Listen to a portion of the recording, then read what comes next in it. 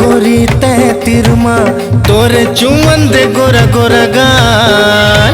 आना गोरी तै तिरमा तोरे चुमन दे गोरा गोरा गाल। चल हट कोनो देख ली देखन दे चल हट कोनो देख ली त का होही चल हट कोनो देख ली ऐसे का चल हट कोनो देख ली सुन ना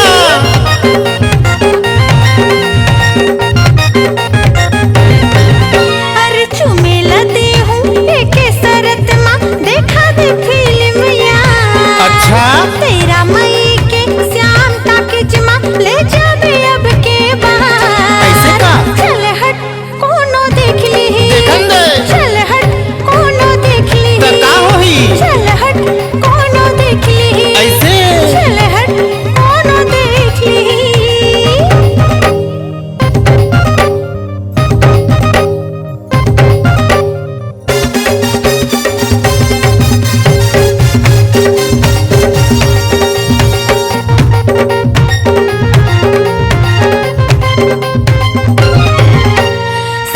सजन भैया के फिल्म है देखबो सह परिवार। एक्शन ड्रामा पारिवारिक कॉमेडी के तड़का हवे मोर यार।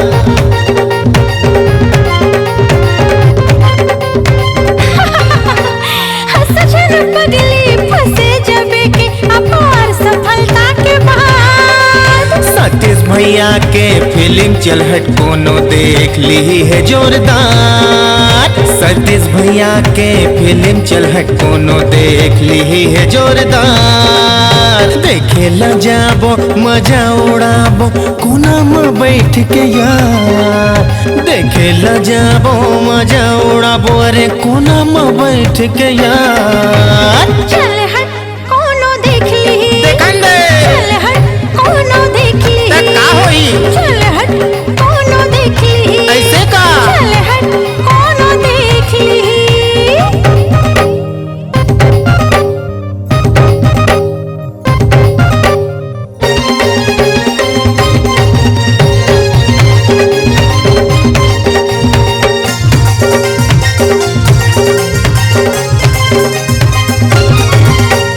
एक्शन स्टार दिल साहू के संग में ब्यूटी क्वीन अनिकृति हावे।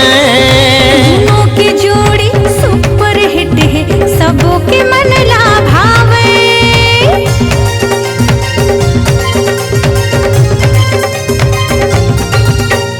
मीठ मीठ गीत संगीत ले सजे हैं सुनील सोनी के जादू। देखे पर फिल्म सुने पर गाना दिल हो जाए बेकाबू। देखे पर फिल्म सुने पर गाना दिल हो जाए बेकाबू। फिल्म देखा हूँ चाट खवा हूँ अब तो दे दे नया। अच्छा? फिल्म देखा हूँ चाट खवा हूँ अब तो दे दे नया। चल हट कोनो देख ली देखन दे चल हट कोनो देख ली त का होही चल हट कोनो देख ली ऐसे का चल हट कोनो देख ली। आना गोरी तै तिरमा मैं चूम लेते तोरी गाल। लाजी शर्म ला छोड़ के रानी दे देना मुला प्यार। चल